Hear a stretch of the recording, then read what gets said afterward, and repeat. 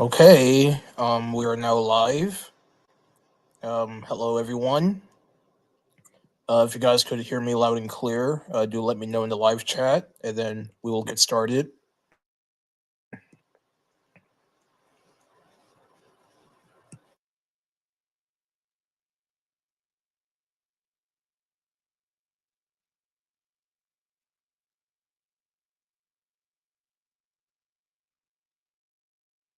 Hello, the Siri Bird. Welcome.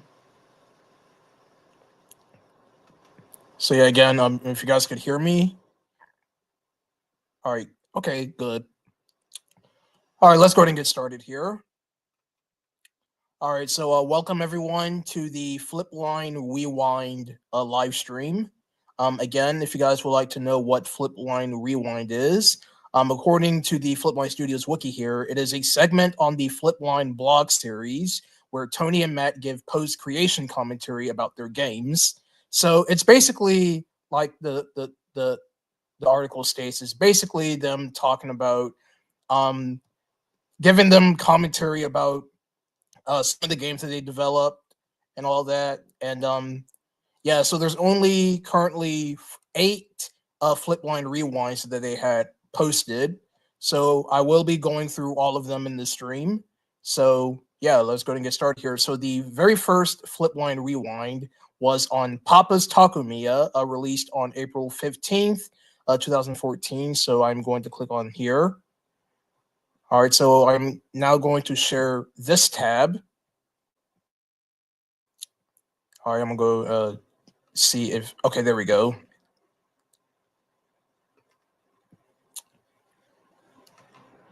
No, Discerebro, I don't have any announcements right now. Well, I do. Well, okay, yes, I do have an announcement, and it's regarding to my next stream, which will be out whenever I am done with the next. Yeah, so my next stream is going to be the Super Mario list on Super Mario Brothers 3 and Super Mario World. I am still working on it, and once I am done with that PowerPoint or Google Slides, same thing. I will make a community post telling you guys when the stream will happen. So yes, the next stream after this one will be on the Super Mario list, Google Slides on Super Mario Bros. 3 and Super Mario World. Again, I'm still working on it, so please be patient with it. Like always, don't be rude or don't try to rush me to get it out because that's not going to happen. It will come out whenever it's ready. So that's all I'll say. All right, moving on. Okay, so Papa's Takumiya post mortem or mortem. All right, so it says, "Hey everyone, several years ago we put together a post mortem of Papa's Takumiya for Moshi Media's blog. What is a post mortem, you ask? After a game has launched and the public has had a chance to play it, developers will sometimes write up a post mortem of the game. It is an in-depth analysis of the ups and downs of the game's development and how the launch went. The reason why we are publishing it here is because our longtime friends, Motion Media, have unfortunately been closed down by their parent company. They supplied the ads that played in our games, and they also sponsored Papa's Burgeria and Papa's Takumiya. Motion Media and their ads made it possible for us to make free games for all of you and keep Flipline Studios alive and growing throughout the years. Their blog was also taken down when they closed up shop, so we wanted to salvage this post so it wouldn't get lost forever. Don't worry about us. We have made the tough decision. Transition. Sorry. We have made the tough transition to a Moshi-less world and will continue to make awesome games for all of you. We also plan on doing more of these post-mortems in the future, so let's get started. Oh yeah, by the way, this post was published by Tony. I will be letting you guys know who were the publishers of the posts as we get along here. All right, so we got introduction. Papa's Takumiya is the third game in our series of hands-on cooking sims, with Papa Louie expanding his restaurant empire and branching out into the taco business. The original time management game in the series launched way back in 2007, and since then we hadn't seen many restaurant themed games, which had us wondering if there was still an audience for the multitasking and hands on gameplay found in the original Papa's Pizzeria. When we decided to step back into the series and develop a sequel, we wanted to add a number of additions that fans had requested over the years, and to avoid making the game seem like only a deluxe version of the original, we branched out with a new food and new mechanics with 2010's Papa's Burgeria. There was a great response to the new game, and the fans were clearly still there. As soon after Papa's Burgeria has spread virally, we started thinking of where else we could go with the series.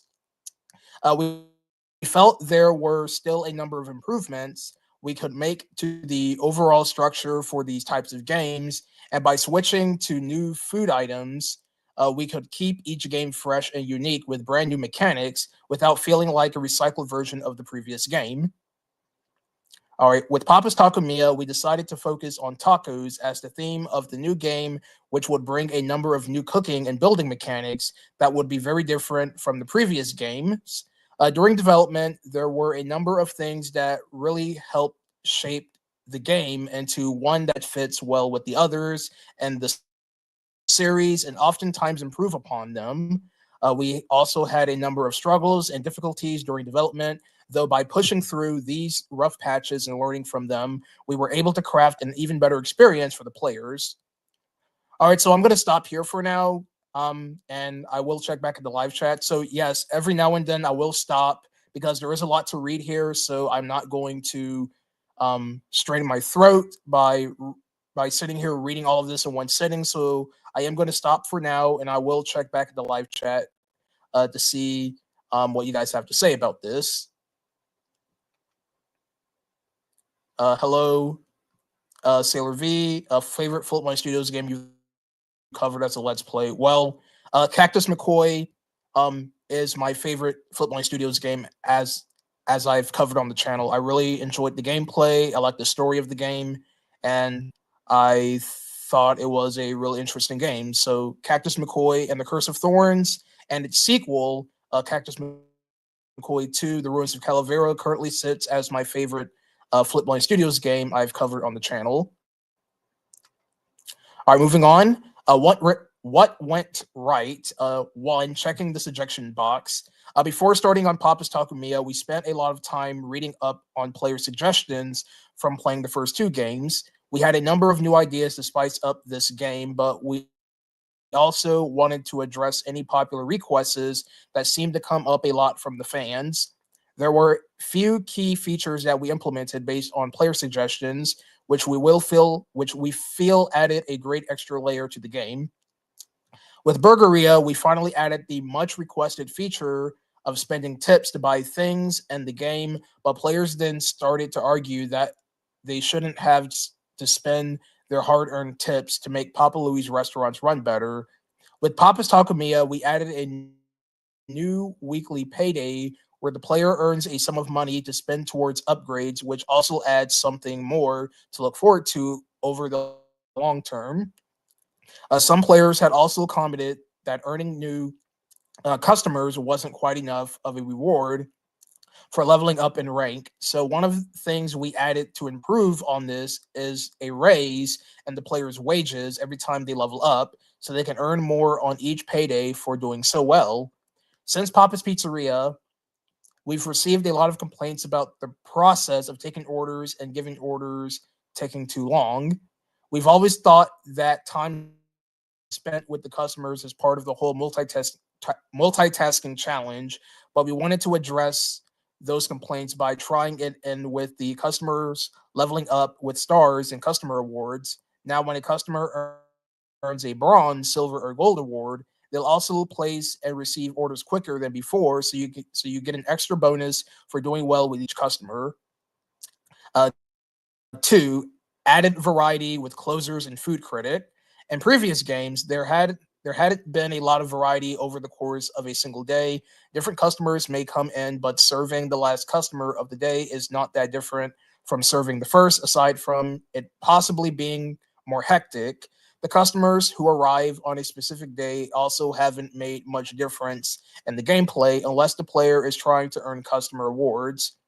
And Papa's Takumiya, we wanted to keep the familiar aspect of serving a series of customers, but also to add a twist where serving a certain customer might have higher stakes than the others. All right, so we got an image here featuring the closers. To change things up, each workday ends with the arrival of a closer, a sort of a mini boss for each day that much harder to please and who uses a different grading scale when receiving their tacos. These closer customers also use a different system for visiting the taco shop. Each of the closers will only visit once a week, so it's even more of a challenge to earn stars and awards for them since players who won't see them as often. To add even more variety to help and a helpful tip bonus, we introduced the food critic as a closer customer who orders something completely different every time he visits. If he's happy with his taco, he awards the player with a blue ribbon, which is displayed in the lobby for 3 days and prompts any other customer to give higher tips. These two challenges to the customer system add more variety to the gameplay throughout the day and across multiple days without straying too far from the familiar arrival of customers.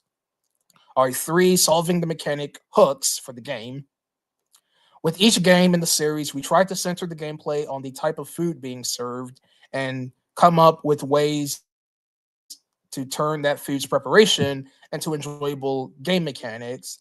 There were a variety of challenges in coming up with both the cooking and building phases for serving tacos and lots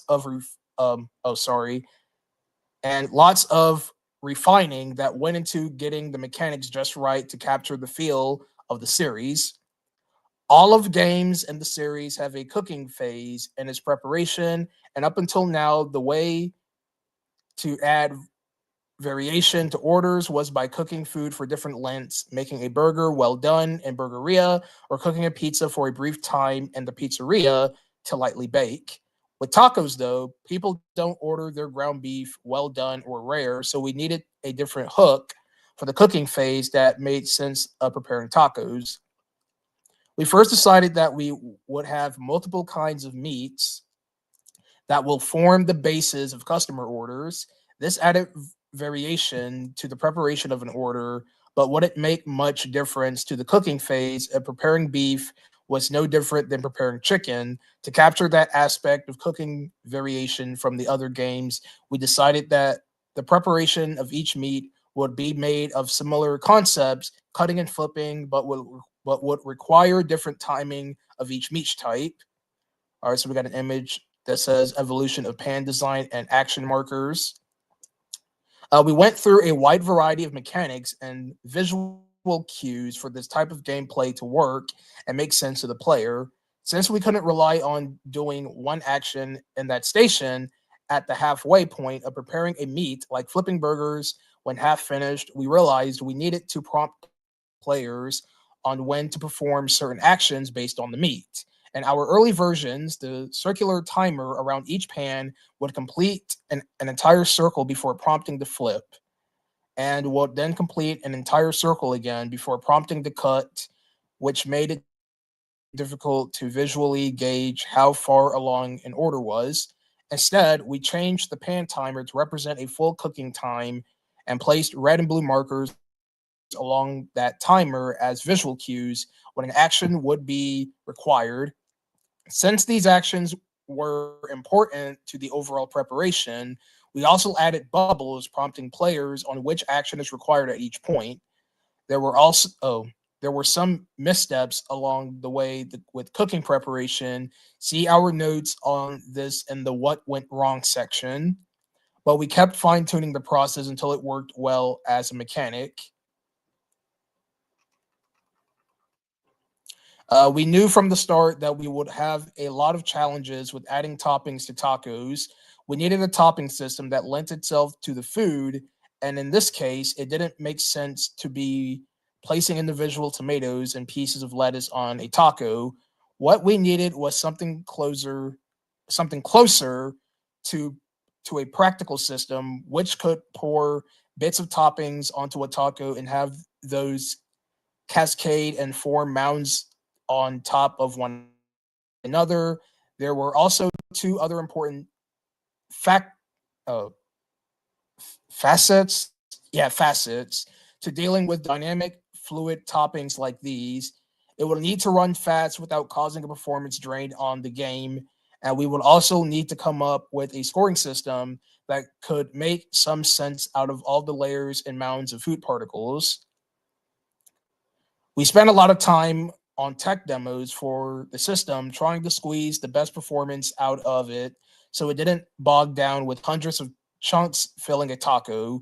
Once the solid foods were working, we spent time adapting the system for fluids like hot sauce and sour cream, which needed a different rendering system so they didn't look like a bunch of separate blobs. We fine tuned each topping type so guacamole would have different speeds and stickiness than beans or rice, and so sauces like sour cream could look and act thicker than others like mild sauce. In the end, we had a topping system that made sense for the food and which felt like you had naturally prepared taco. All right, I'm probably going to stop here for now and check at the live chat, and then I might go downstairs real quick and get something to drink because this is going to be a lot of reading, and I do need something to help settle my throat. All right, let's see. I mean, Guppy Guard Express isn't the full game. Are you going to do gameplay videos again on your Switch? No, Sailor V. The only gameplay video I might do is Super Mario Party Jamboree is because that I I I I, I stopped doing Switch gameplays because I don't have a capture card, and I just don't like the fact that I'm just filming my video camera on a solid surface. And besides, I prefer doing Flash games because I have a screen recorder like Bandicam. That's why I stopped doing console gameplay because I just didn't like the way how I was filming those games. So that's why I stick to doing Flash games. My idea for a Papa's game is Papa's Cookie Ria. Oh, all right. All right, I'll be right back, you guys. I'm going to go downstairs real quick and get something to drink. So in the meantime, you guys can just chillax until I return. So give me a second.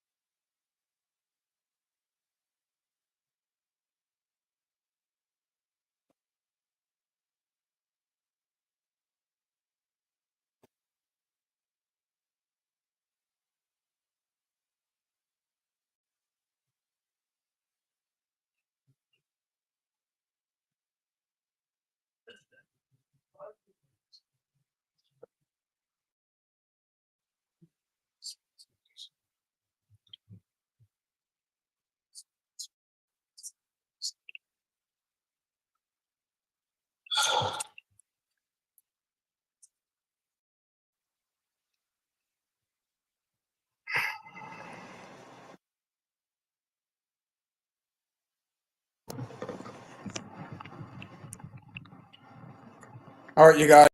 I am back.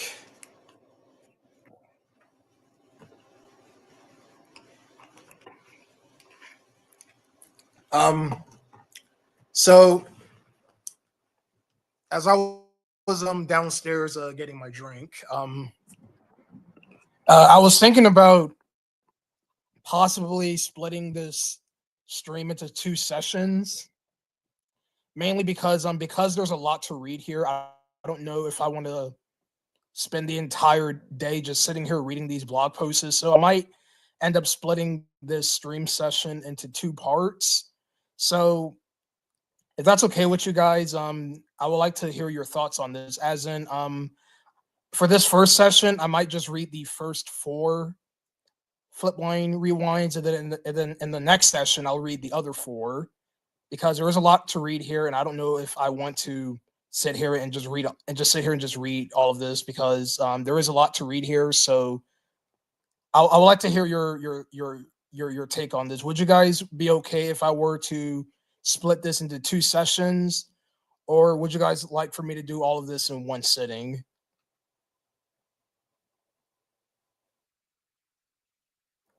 Well, let me see if I can make a poll.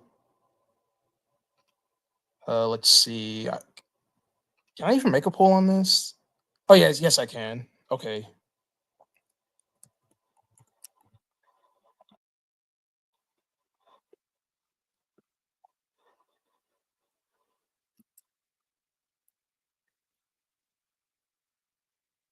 Dude, why you? So I'm still making this poll anyway. So all right, I made the poll.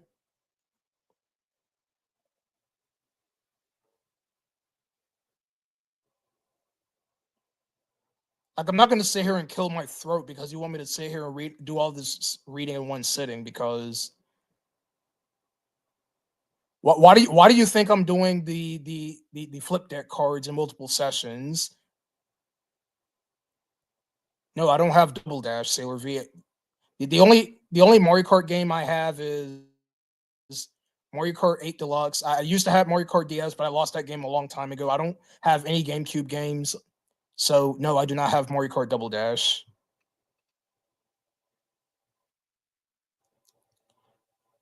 Well, you know what? For my sanity, I'm gonna do this into two parts. So I'm only gonna read the first four posts, and then later down the line I'll read the other eight. So you're just gonna have to accept this, Siri Bird. Don't get upset about it. It's my decision. So you're just gonna have to accept it. All right, let's continue. All right, so number four, Easter eggs turning into strategy. One of our minor goals was to improve the cosmetics and areas like the start of the day scene. While we didn't anticipate any effects, we wanted to add a bit of life to the outside shot of the shop.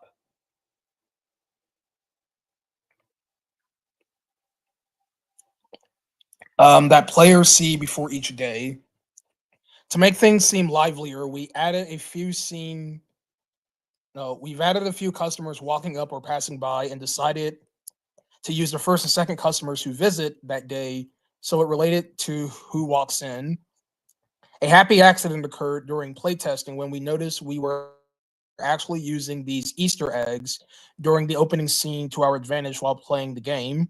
Once we had started learning all of the customers' meat preferences, after we saw the first or second customer in the opening scene, we would quickly jump to the grill station and get their meat cooking before they arrived. This was a great benefit to actually learning customers' orders, since it could give you the added advantage at the start of each day. It also helped us nail down the most important aspects of a customer's order, which we struggle with when planning the unlockable topping system. All right, so the last thing in the what went right section is looking forward to unlockable toppings and achievements. In the earlier games, we struggled with the feeling of monotony monotony over the course of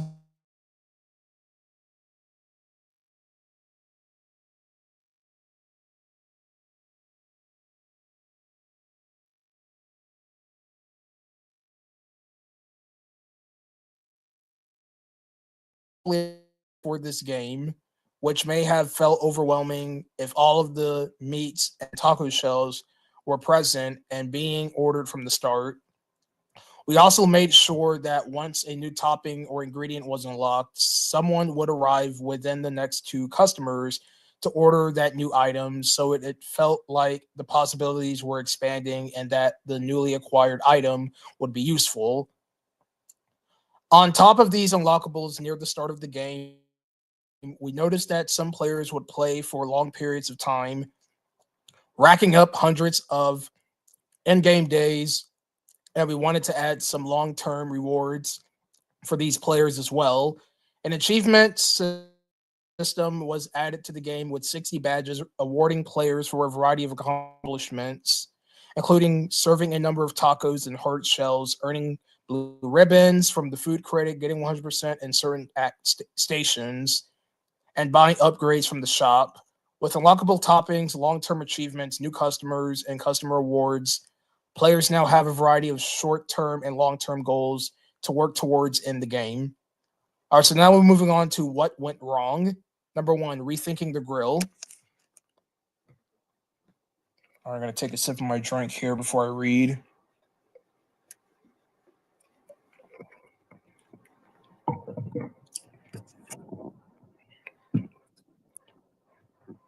Uh, one of our biggest issues during development was the gameplay surrounding the grill station. In our original plan, meats could be scooped and poured onto tacos, just like every other topping, except you wouldn't have an unlimited supply of the meats. Instead, you would cook up large batches of beef and chicken early in the day, and you could get in a few orders worth of meat from each batch until the bin was empty and you needed to cook more. All right, so you got this image that says original design bins of pourable meat. It made sense on paper, especially since that's how taco shops often prep their meats. But after we built up the system and did some playtesting, we realized it was making the game feel off balance. While playing through a work day, we noticed we could get our cooking out of the way early and rarely return to the grilling station, so most of our time was spent taking orders and topping tacos. Without needing much prep time for tacos, the gameplay started feeling more like an assembly line and less about multitasking and keeping track of multiple orders at once. Even worse, you couldn't really do anything until you cooked all of your meats and filled the bins. So every day started with a couple minutes of waiting around and orders piling up that you couldn't start. One of the main factors in the multitasking of our previous games was a certain part of an order's preparation that took a while to complete, waiting for pizzas or burgers or cook, which would encourage players to multitask and work on a different order while waiting for something to finish. We had that with this cooking mechanic, but the key difference was that the meats weren't a part of a specific order. It was just busy work before you could get on with the real gameplay. To keep players coming back to grill, we tried making the batches of meat fill fewer and fewer tacos, and then soon became clear that we needed that one-to-one connection between an individual order and its preparation. We scrapped the original idea of stocking bins with the cooked meats, and instead, we went with an entire pan of meat going into each order.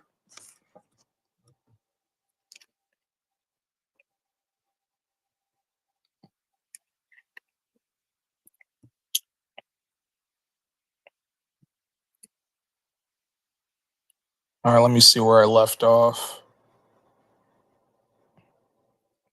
Oh, here we are.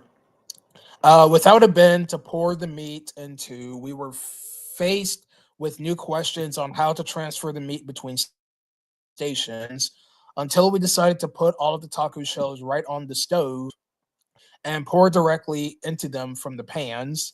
It caused a lot of hangups in our schedule and involved a lot of rethinking and redesigning. But in the end, we had captured the feel of hectic multitasking again.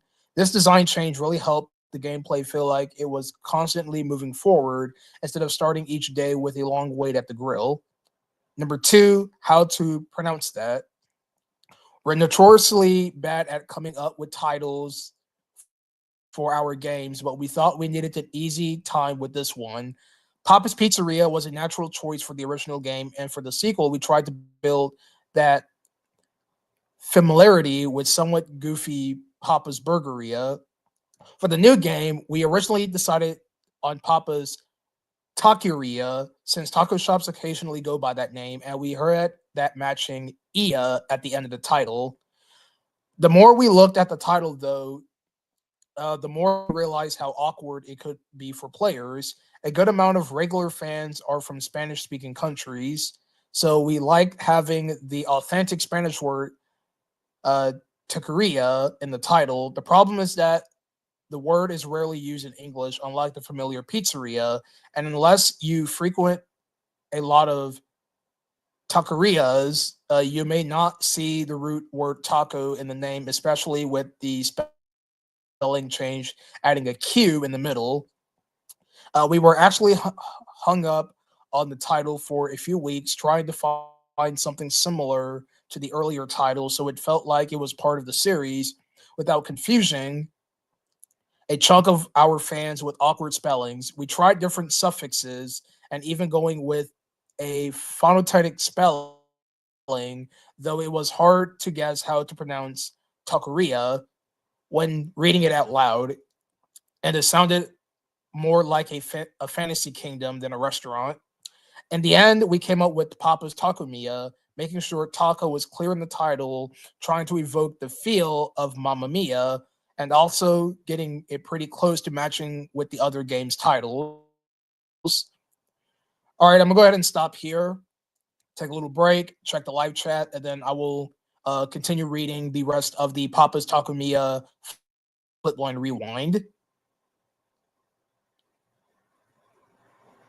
Oh, all right. So you guys didn't have anything to say. All right. All right, customers and their toppings. When we decided to gradually unlock toppings as you play through the game, we realized we'd have some issues with how customers ordered their food. In the previous games, the customers always ordered the same thing every time they visit to help players become familiar with each customer's individual order and feel that each customer is unique.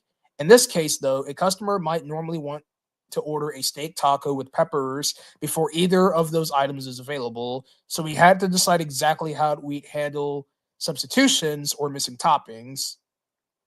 We first attempted to have the earlier customers always order what would, in theory, by unlocked by the point they first finished. First visited. This worked out at the start, but two main problems came up with using this system. First, when these customers show up again later in the game, we ended up with a bunch of orders that were only variations of beef, lettuce, and tomatoes, which got a little boring. Second, when we finally unlocked peppers as a topping, we don't have anyone who wants it on a taco. We need to quickly unlock more customers that would also want these newly unlocked toppings. And it also got a little boring with with five new customers in a row, all wanting those new peppers and steak on their tacos. To fix these issues, we created a more dynamic ordering system where customers would have a list of ideal toppings they wanted and would only ask for them if they were available. This way, while a bunch of your customers might want onions, they'll skip that topping when placing orders until you have unlocked it. And then we also have a longer pool of customers who can only who can order newly unlocked toppings. Once we planned out this new system, we knew that we wanted customers' requests to always be additive instead of replacing things. For example, Franco will originally order lettuce on his taco, then later add onions to the lettuce instead of outright replacing the lettuce with onions. We had two challenges again with this plan: how to handle meats and taco shells.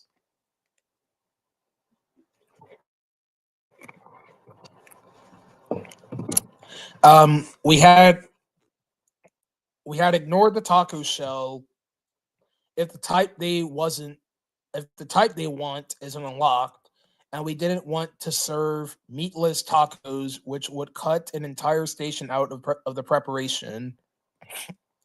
At the same time, we knew we'd have some issues with mentally connecting a customer to their usual order if that usual order keeps changing drastically. After trying a handful of possible solutions, we realized that the meat was the most important part of the taco that needed to relate to each customer. It's the main ingredient of the taco. and it's the first thing you need to prep for an order.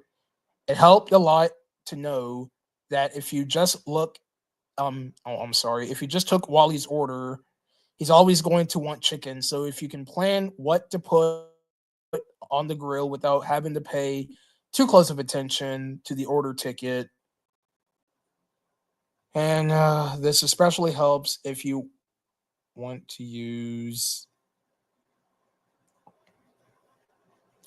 the outdoor Easter eggs to get a jump start on your day, like we mentioned earlier, to make sure customers didn't change their meat orders. We had to carefully plan the unlocking sequence, so sometimes didn't visit before their meat was available, though we couldn't get around this with the closers who visit on a set schedule.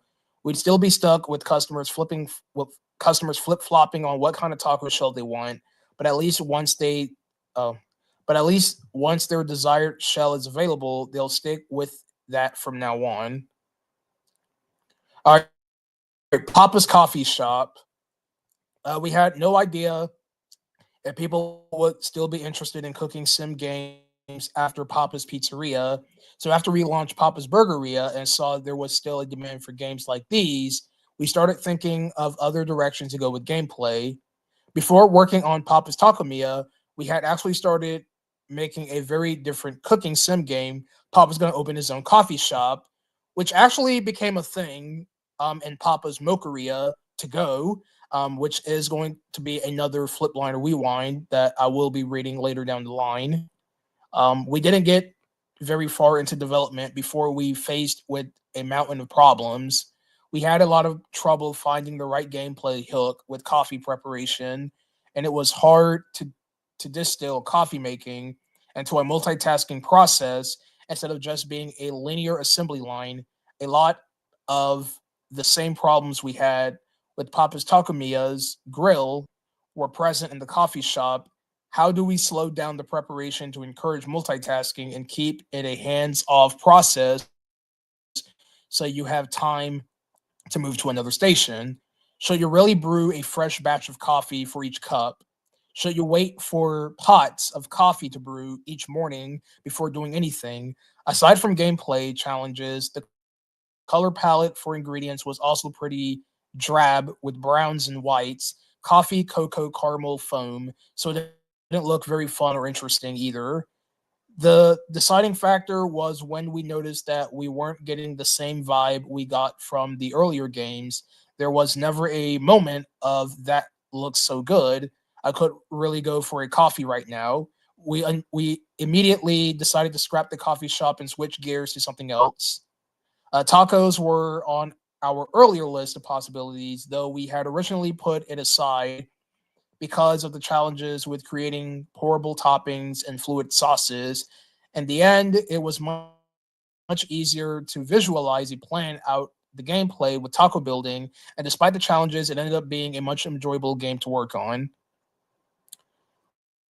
All right, number five, struggle with pouring mechanics. After we ironed out the technical issues with pourable toppings and fluid sauces, we had some trouble deciding the best way to actually pour those toppings into the tacos.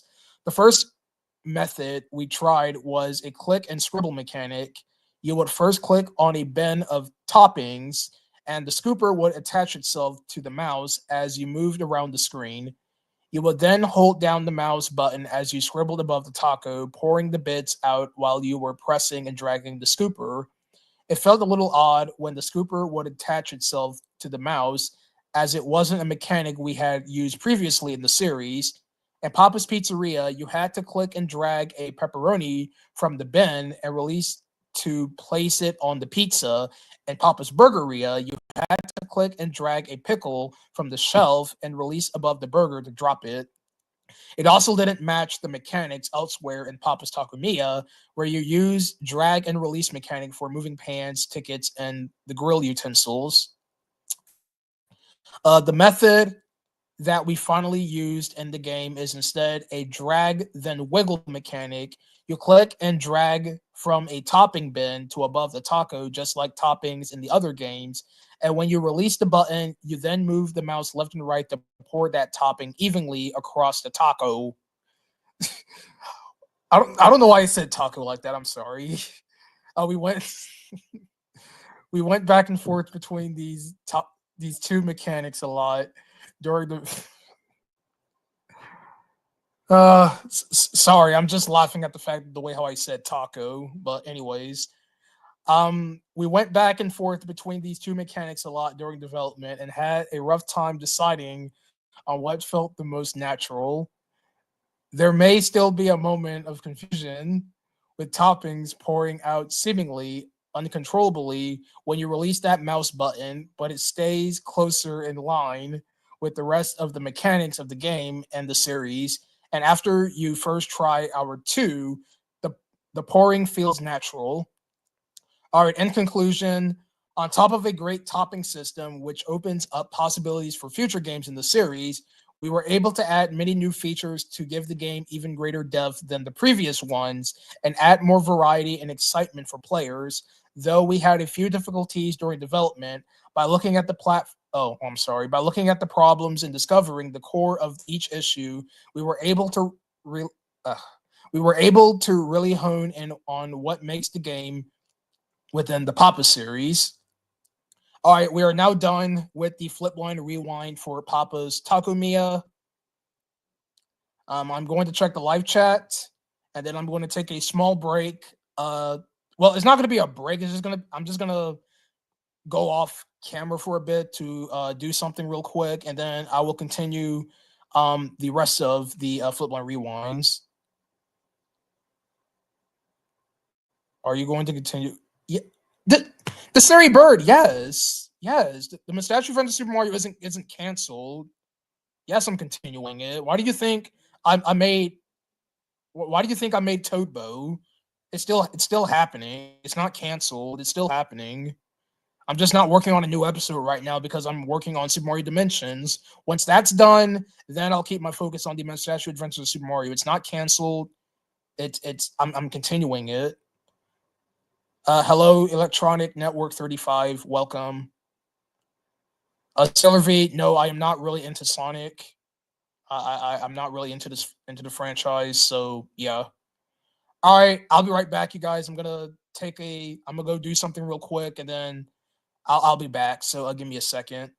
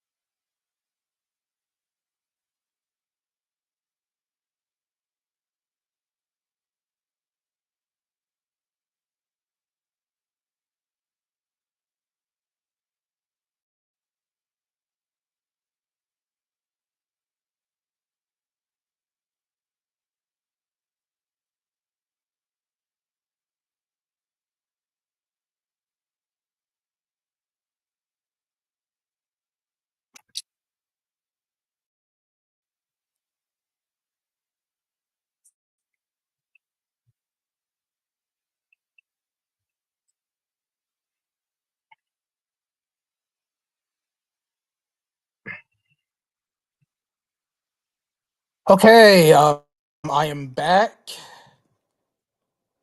All right, let us continue. All right, so the next Flipline Rewind is going to be on Papa's Pizzeria. This came out on May 1st, 2014. All right, so give me a second as I screen share it. All right, here we go. All right, Flipline Rewind, Papa's Pizzeria. This was posted by Tony. Our introduction. After finishing our first proper game, Papa Louie, in 2006, we wanted to use the same characters and universe that we established in that game to branch out into making other types of games. Instead of focusing on Papa Louie, we were curious what would be happening at the pizzeria while he was off on his adventures, and imagined that delivery boy Roy would get promoted and have to run the pizzeria all by himself. We had multiple options of how we could turn this into a game, but we were interested in if we could somehow create hands-on gameplay of carefully building pizzas and blend that with a time management game where you would have to keep juggling different tasks at the same time. The final product ended up defining an entire series of games for us, and there were a handful of reasons why the game worked well and was popular with its fans. There were also a variety of problems that impacted the gameplay or made things too confusing for players, which we've tried to fix in later games in the series. All right, I'm going to take a sip of my drink. All right. Okay, what went right? Hands-on gameplay. I'm sorry, I'm just laughing at this image of Roy. He's like so done with it. He's like, oh my god, my uncle is out on another adventure, and I have to run this whole restaurant all by myself. Like, bro, look at this dude's face. Like, he's like so not having any of it. All right, anyways. Hands-on gameplay. Even though Roy started as a delivery boy, we wanted him to step into the kitchen and run the entire pizzeria for this new game, and we needed a way for players to help Roy in his new job. Instead of one-click operations like other time management games, we decided each part of the game would involve hands-on gameplay that would grade you on how you perform each task. We focused on ways to turn each task into mouse-based actions that involved either some degree of skill, like dragging a dotted line at just the right angle for cutting the pizza, or some amount of planning and arrangement, like placing the correct amount of toppings on the correct selection or the correct section of the pizza.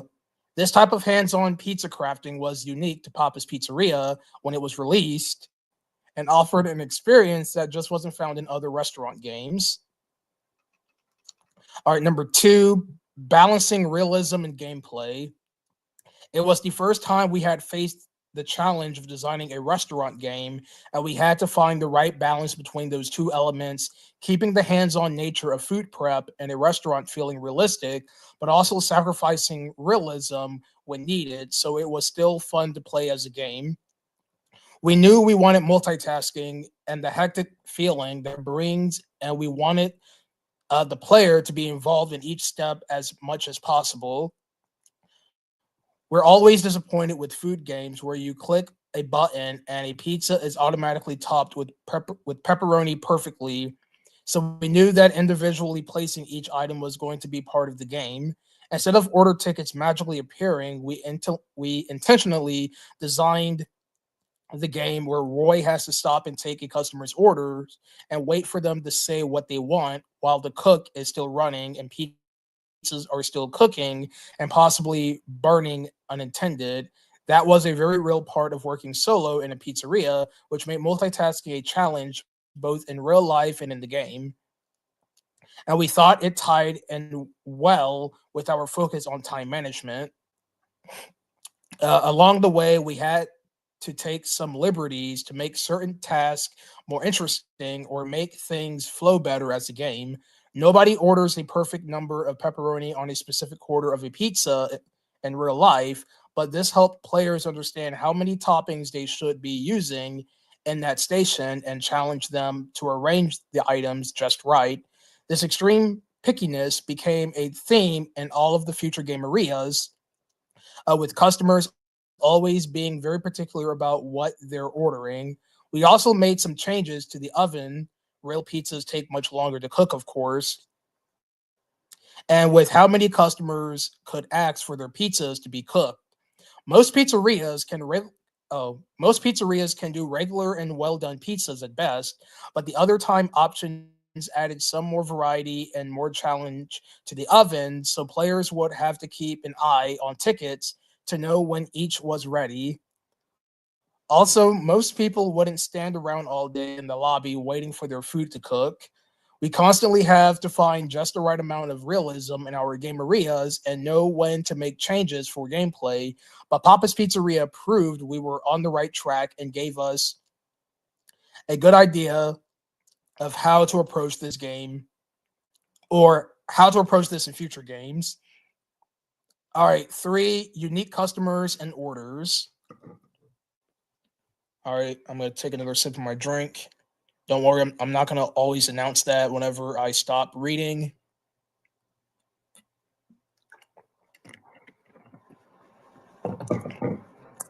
When we looked at other restaurant games, most had only a few graphics for the customers who visit the shop, so the restaurant would soon be filled with clones of the same 3 characters over and over. We've always we've always been interested in developing unique characters, so we decided to go the extra mile with Papa's Pizzeria and create an entire cast of customers who would visit. We wanted players to connect with each customer as an individual character, so we started with giving each person a unique look and name, and had the game keep track of everyone who visits and a customer file Rolodex. We also made certain to include and expand upon all the pixelated customers who appeared in Papa Louie. Instead of having customer order a random meal, we gave each customer a unique pizza that they always ordered as their favorite. Players could get used to those orders and recognize and remember them as the customers come in and keep asking for the same thing, helping players make a stronger connection with these characters. In later games, we would sometimes remove some customers when we introduce new customers, but we'd often get complaints from players that their favorite customer was missing from a certain game. We now include the full lineup of customers in all of the newest game areas, so when players really get attached to a certain character, they can look forward to being reunited and serving them again in the next game. So yeah, it is pretty cool to hear that Matt and Tony are taking criticism very strongly with among their fans. All right, embraced multitasking. This is number 4. Most food games have you prepare one meal at a time, going through each step before moving on to the next and finishing the order.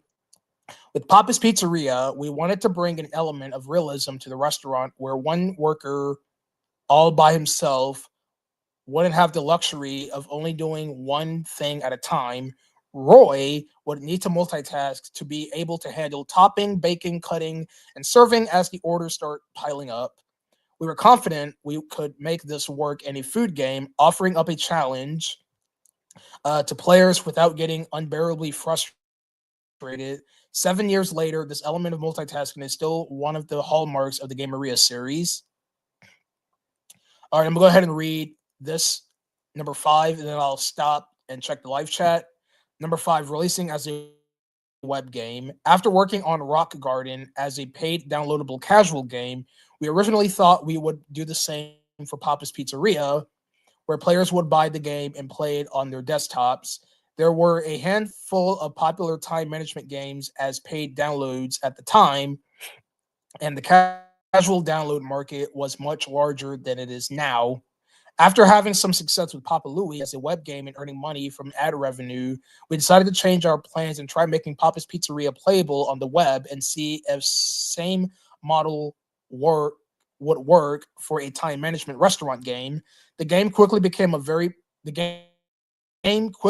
very popular once it was re-released, easily finding an audience since anyone could play it for free.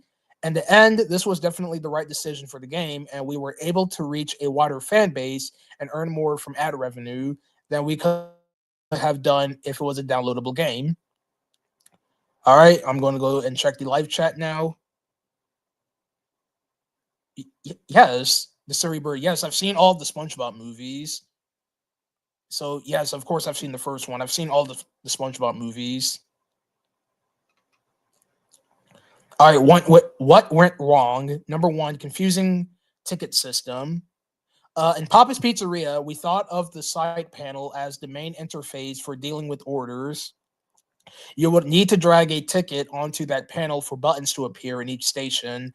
And when you click the button to serve an order, it would automatically serve it to whomever's ticket was sitting on the side panel at the moment. We didn't explain the specifics of this during training. And while you're busy multitasking on multiple orders, it's easy to mix up tickets and have the wrong ticket on the panel when you click to serve the pizza. Players would end up serving pizzas to the wrong customers and didn't realize why it was happening. We cleared this up in later game areas, but the system in Papa's Pizzeria was too much confusing for players. All right, number two, multiple topping confusion. One of the most common questions from players was what to do when a customer orders two pizzas. At first, we didn't understand why this would even be a question, since customers never ordered two pizzas at once. We eventually realized why players were confused. We never explained that multiple toppings on a ticket should all go on the same pizza. During training, the first two orders only dealt with pepperoni as a single topping. Some players expected all pizzas to only have one topping. When customers started ordering multiple toppings, they thought each topping was supposed to go on its own separate pizza, and they didn't understand what to do with those orders. We thought it was obvious that everything would go on the same pizza, but since training didn't prepare them for this, we could see why it could be confusing for some people. We learned our lessons from this, and in all of the later game areas, we make sure that training covers what to do with multiple ingredients.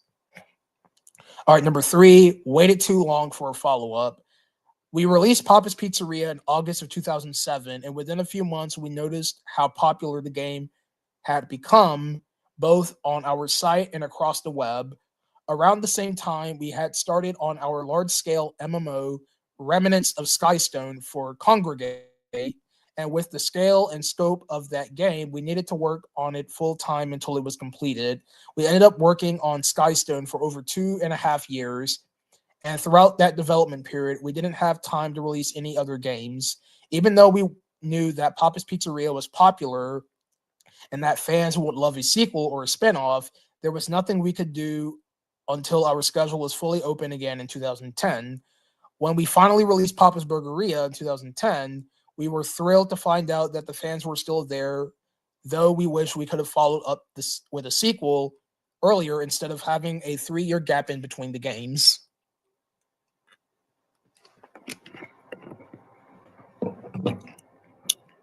All right. Number four, using money for your score. Instead of earning points for each meal served, we decided that customers would give Roy tips based on how well we had done. As Roy earned more tips, he would gradually level up and unlock more customers for the restaurant. This worked fine as a leveling system, but all of the focus on earning money made players disappointed that they couldn't actually spend this money on anything in the game. Starting with Papa's Burgeria, we added a separate tally of points that would determine leveling up and added in an in-game shop where players could spend their hard-earned tips on upgrades and lobby decorations. In newer games, we've also added clothing that can be purchased with the players' earned tips. All right, not enough features. This is number five. Beyond unlocking new customers and building pizzas, there weren't a lot of additional features for players in Papa's Burgeria. I'm sorry, Papa's Pizzeria. At the same time, we weren't even sure if players would be interested in a restaurant sim game, so we kept things simple and focused on the food preparation in the game. Since the release of Papa's Pizzeria, we've gradually added more and more features to each of the sequels where players can now customize their experience with clothing and lobby decorations, play mini games, design their own workers, unlock new ingredients, and celebrate holidays with unlockable ingredients and decorations. Papa's Pizzeria feels a bit lacking today without all of these features, but it is improved. It's provided a great starting point to build on for the rest of the series. All right, conclusion. Papa's Pizzeria was the first in our series of restaurant games, and it helped define our unique brand of time management games blended with hands-on food preparation. The gameplay and design proved to be popular and built a large fan base craving more games in the series, and focusing on unique customers helped set us apart from other restaurant games. We learned from our mistakes in the first game to make the user interaction much clearer in the sequels, and by combining the original's winning formula with an array of new features, we've built a series of games that are still enjoyed by millions today. All right, and with that, this will conclude the Papa's Pizzeria Flipline Rewind. All right, I'm going to go ahead and stop here, check the live chat, and then we'll move on to the next one.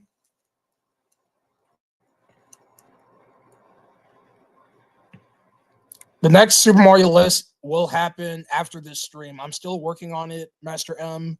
So once that's finished, of course, I will make a community post announcing when the stream will be. So yes, I'm still working on the next Super Mario list PowerPoint. So please be patient with that.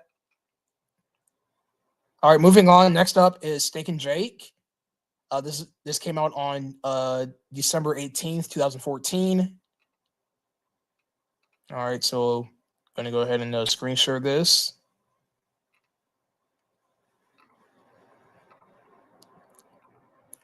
All right, Steak and Jake. Introduction. Since the release of our casual game, Rock Garden, we had been interested in ways to combine casual gameplay with more traditional video game series, especially. Oh, yeah, I forgot to read who posted this. This was posted by Matt. All right, so, anyways, I'll start. I'll restart from the beginning. Since the release of our casual game Rock Garden, we had been interested in ways to combine casual gameplay with more traditional video game series, especially with the platforming gameplay seen in our earlier game. Oh, since in our earlier Papa Louie game.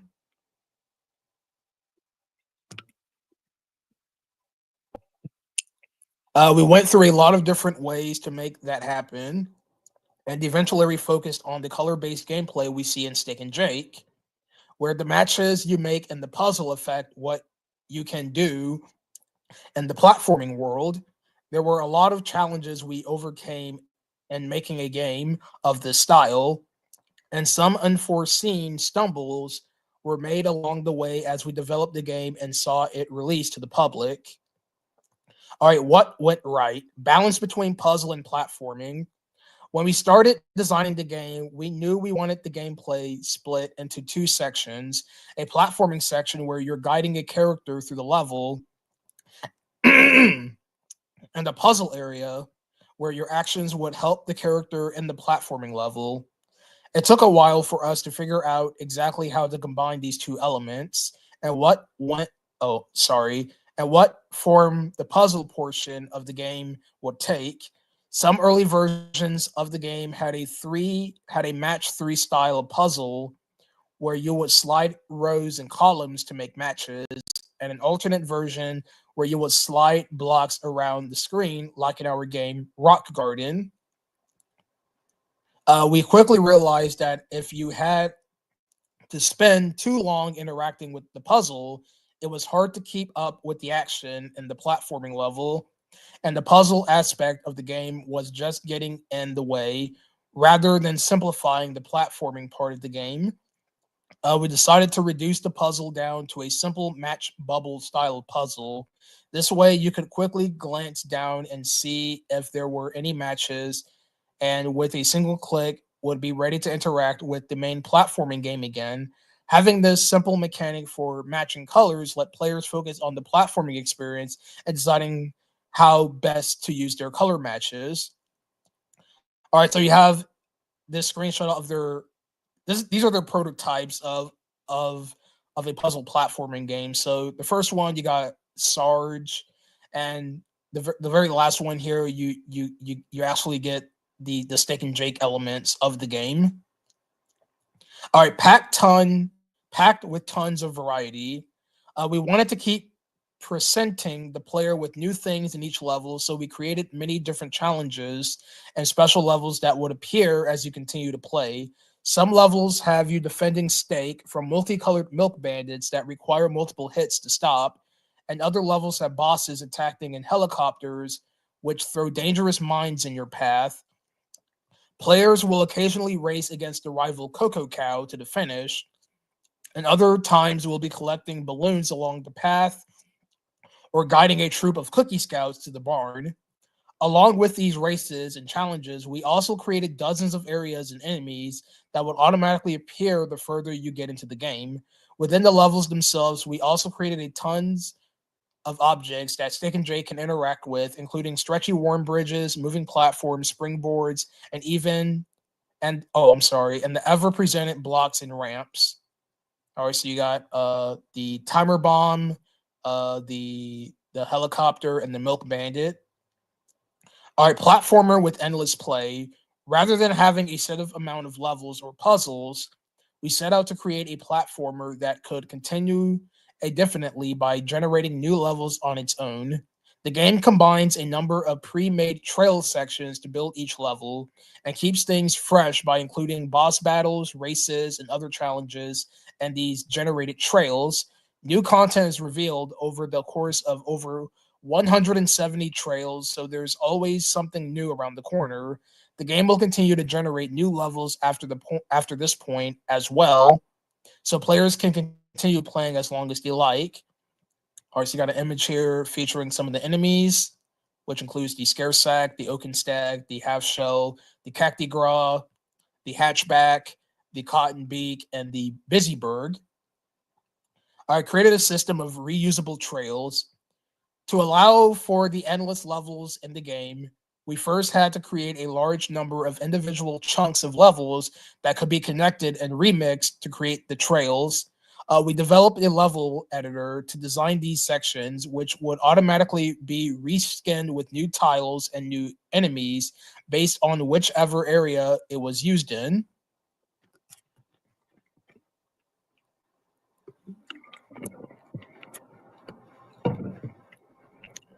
Every section was designed a certain way so that its endpoints would match up with the next room, and so Steak wouldn't get stuck when a trail was generated. Some sections would also allow for branching paths at different heights, which would connect to other similar sections. So even if you're seeing that same level chunk before, you may be on the top halves instead of the bottom half. Though some levels, like Cookie Scout and Milk Race levels, were laid out by hand, most of the rest of the game is generated from all the reusable parts. All right, I'm going to go ahead and stop here, and I'm going to check the live chat, and then I will continue reading this blog page here. The original Steak and Jake is far better. There's more levels. It's a much longer game, and I prefer that game over Midnight March.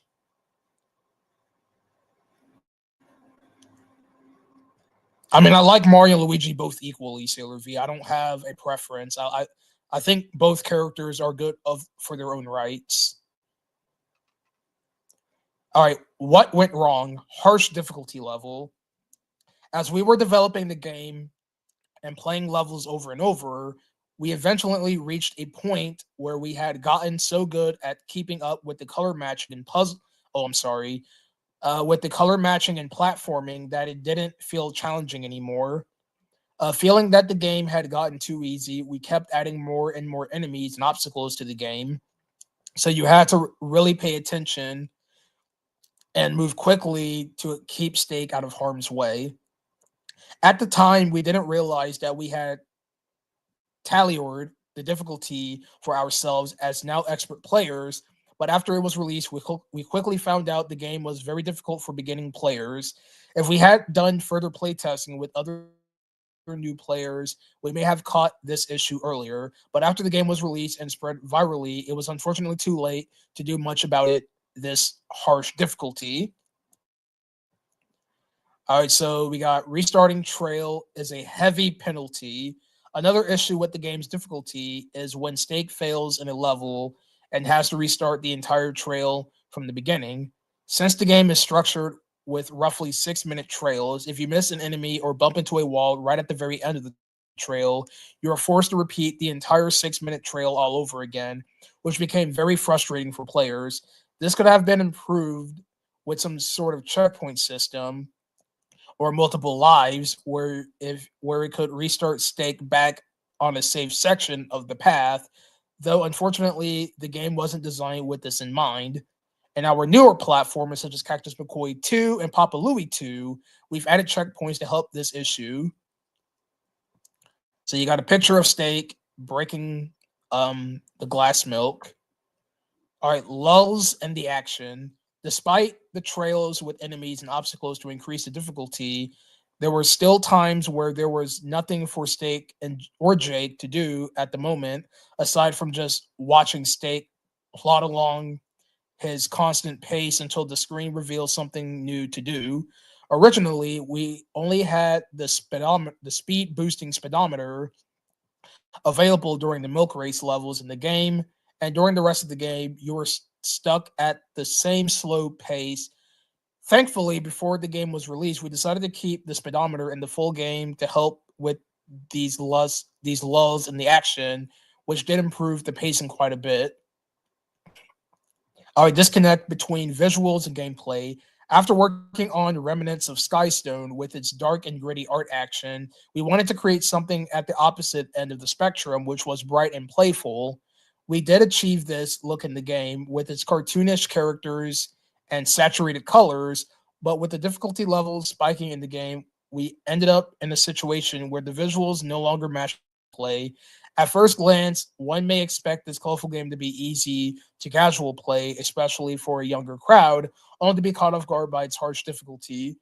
Well, you have to understand that just because the game has colorful graphics doesn't mean you always have to make it extremely easy. You can add a difficulty to the game every once in a while. Like take Super Mario Brothers for example. That is a colorful game franchise, and that game series does have difficult moments. So you don't have to feel guilty for adding a difficulty spike if your game is full of vibrant colors and cartoony characters. All right, time spent on unused content. Unfortunately, with the difficulty level of the game, many players may not stick around to keep playing and seeing everything included in the game. As the game continues, we introduce a ton of new areas and enemy designs, though frustrated players may miss out on seeing all of this content unless they stick with the game.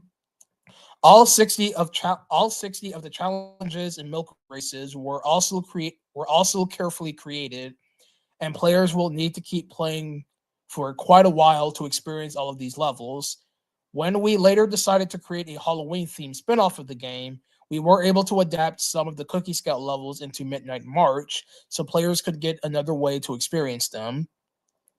All right, in conclusion, in the end, Stick and Jake turned out to be a bright and colorful platformer which incorporates puzzle gameplay in a way we hadn't seen before. Though there were missteps along the way, we were able to create a new game. We were able to create a new type of hybrid game with a great amount of gameplay and challenges, as long as you can survive the difficulty. And you got an image here of the Cookie Scouts. All right. So for those who are joining, originally I was going to sit here and read all of the 8 currently available Flipline rewinds, but I've decided that I'm only going to read the first half of this session, and then later in the future, I'm going to read the other half. So for this first session, I am going to read the first 4 Flipline rewinds because there's a lot to read, and I don't want to sit here and read all day. So I've decided to split this stream session into 2 different parts. So yeah, so we're going to go ahead and move on. So the last Flipline rewind I'm going to read for this session is going to be on Papa's Freezeria. So before I begin, I am going to check back at the live chat again. Do you plan on stopping? I'm not stopping it. I'm still the game. The game will be finished once I unlock all the other characters. Once I unlock all the characters, the Let's Play will be over. I'm not gonna stop in the middle of myself playing through the game. I'm not gonna do that. What was the first game console that you ever had? Well, this may sound strange, but when I was young, I did get a PlayStation 1, but I never actually played it. I don't know why exactly I got a PlayStation 1, but my first true video game console was the Nintendo Wii. But in terms of a handheld console, that would be the Game Boy Advance SP. The Game Boy Advance SP was my first handheld game. Sorry, bro, you already asked. I don't know. Why are you repeating your question? Like, you don't have to repeat your. Just because I don't answer your question. Look, you guys.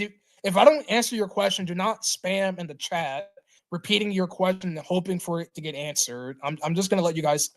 I'm just gonna let you guys off with the warning. Do not spam your questions if I don't answer them.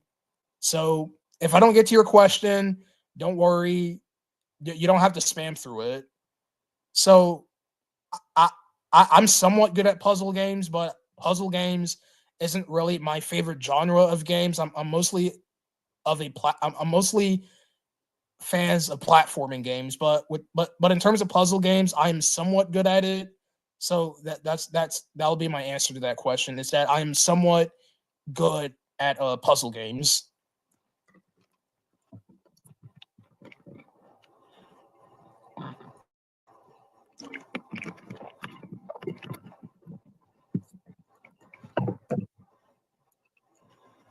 All right.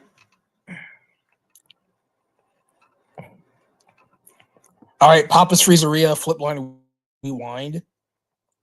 This was posted on January 26, 2016 by Tony. Our introduction. The date was August 5th, 2011, when Papa's Freezeria launched on Flipline.com.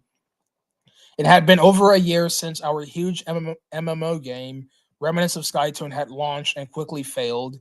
We were frantically working on games during this period, doing everything we could to keep Flipline afloat. During this small window of time, we managed to launch 7 flash games, including Papa's Freezeria. Work on Papa's Freezeria started immediately after the successful launch of Papa's Takamiya. Once it was completed, we started looking for something, or we were looking for someone to sponsor the game before it was released. Around this time, large gaming portals would sponsor your game by upfront money in exchange for their links and branding to appear in the game. This also usually included some period of exclusivity where the game would only appear on the sponsor's website before being available anywhere else. We were lucky enough to have Armor Games sponsor Papa's Freezeria, who had also sponsored our platformer Stick and Jake the previous year. What went right? Sundays plus concretes. The idea for an ice cream-based gameria actually arose while brainstorming Papa's Burgeria, though we made Papa's Takamiya next instead because we were still uncertain how ice cream could work. But with fresh eyes, we came up with the idea of combining 2 tasty ice cream treats, the sundae and the concrete. For those who are not familiar, a concrete is a treat in the US that is like a milk-less milkshake blended with larger toppings and eaten with a spoon. Concretes are great, but when put into context of a game, it's just mixing a few ingredients and blending. We decided to add an additional step where you are placing toppings on top of the concrete like a traditional ice cream sundae. From that, we created a perfect blend of sundaes and concretes that made the gameplay more entertaining and the orders were more tasty and unique. All right, so we got a random video from Flipline Studios' YouTube channel of a trailer of Papa's Freezeria. All right, customizable lobby. Papa's Freezeria's big addition was the customizable lobby. Our previous game areas did have furniture, but the lobbies were pre-designed and you were simply unlocking the hidden furniture. The problem with that system was the limited amount of furniture that could be brought. Once again, people found themselves late in the game with tons of tips and nothing to spend them on. Now that the lobby was customizable, we could design a huge catalog of decorations to put in the shop. Players could then pick and choose what furniture and posters they wanted to display. This ended up being a hit, and people were posting pictures showing off their unique lobbies and their games. All right, what went wrong? Number one, working the build station. This was by far the trickiest station to figure out. We spent a lot of time testing different mechanics to get the blendable ingredients in the cup. At first, all the mixables and syrups were laid out on the screen, and you had to manually pick them up and squirt them into the cup. Initially, we had very complicated portioning system where the larger the cup size was, the more scoops you had to put in. It was tedious, confusing, and was too similar to the topping station. We decided to scrap everything and speed up the process with the use of push button machines. We added moving meters so that you had to time the button press in order to get the perfect portion of ingredients. And as a bonus, if you timed it just right, you will get extra tips from the machine. This added a unique and fun gameplay experience for the build station while speeding up the overall build time. Oh yeah, so sorry. So you got the screenshot of an early prototype of the build station with Takamiya placeholders. At one point, we thought it would be fun to draw on the cups. All right, hackers plus exclusivity. When Papa's Freezeria successfully found a sponsor, we created a special version of the game that would be featured on their site. As was common at the time, the sponsor would have the game exclusively on their site for a while before other websites could show it. After this exclusivity period was over, we would release a second version of the game called the viral version that could spread across the other major gaming sites and could be played anywhere. This viral version would also feature Moshi ads, and the game, which was an ad system we used at the time and was our primary source of income. Of course, we didn't want the sponsors version of the game spreading across the internet early, so we programmed the game to only work on the sponsor's website. If someone tried to copy this game onto another website, it just wouldn't work, and they would have to wait until we released the viral version if they wanted a copy for their website.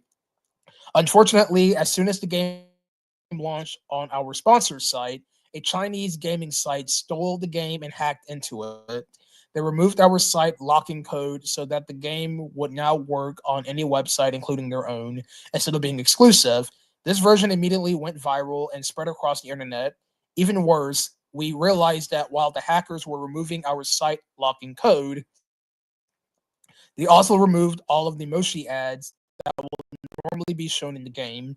When we made Papa's Freezeria with the intent that the ads and the viral version of the game would pay for the time spent making it and help pay towards us making other games, we were devastated. Within a day, the game was on thousands of sites illegally, and we were losing out on the ad revenue we desperately needed to make. During this time, we worked like crazy to contact each and every site owner and inform them they had an illegal version of the game and the need to wait until August 5th to get a copy of the viral version. Some sites were really cooperative and removed it, but a good majority simply ignored us. All right. In conclusion, Papa's Freezeria turned out to be a fan favorite gameria. It was our first foray into sweet foods and proved to be immensely popular. However, the launch of Papa's Freezeria was disastrous thanks to the hackers with tons of lost revenue and tons of stress. The launching of a game is the most critical part of game development, and Papa's Freezeria taught us a lot. Papa's Freezeria was the last game we looked for a sponsor. Cactus McCoy 2 sponsorship was already set up, even though the game launched later. After our experience with Papa's Freezeria, we decided the whole process was far too risky for us. We wanted our future games to be released virally from the start, so the official game with ads could be spread immediately instead of giving hackers an opportunity to exploit a site locked version and cut us out of the equation. For the next Gameria release of Papa's Pancakeria, we decided to go it alone and self sponsor the game. At the time, this idea seemed crazy to other developers and sponsors, but it ended up being the single best move we have ever made. When we started self sponsoring, our website traffic grew exponentially, and the ads on our website were finally able to cover our development costs. This was huge because we were able to be truly independent. We didn't have to worry about finding interested sponsors or make advert games for other companies. Now we can focus on creating the games we love to make and our fans love to play. Okay, everyone, I think this will wrap up on this first session of myself reading through the Flipline Rewinds. So yeah, until next time, I'll be reading the last 4 pages here. That'll be later down the line. I'll let you guys know when that will be, of course. So please be patient with that. So as I wrap up, I will be checking through the live chat.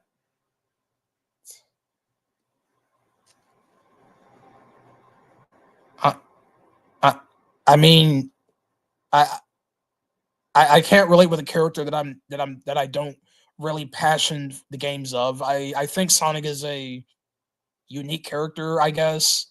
But yeah, so anyways, my next live stream will be the next part of Super Mario List. So please be patient with that.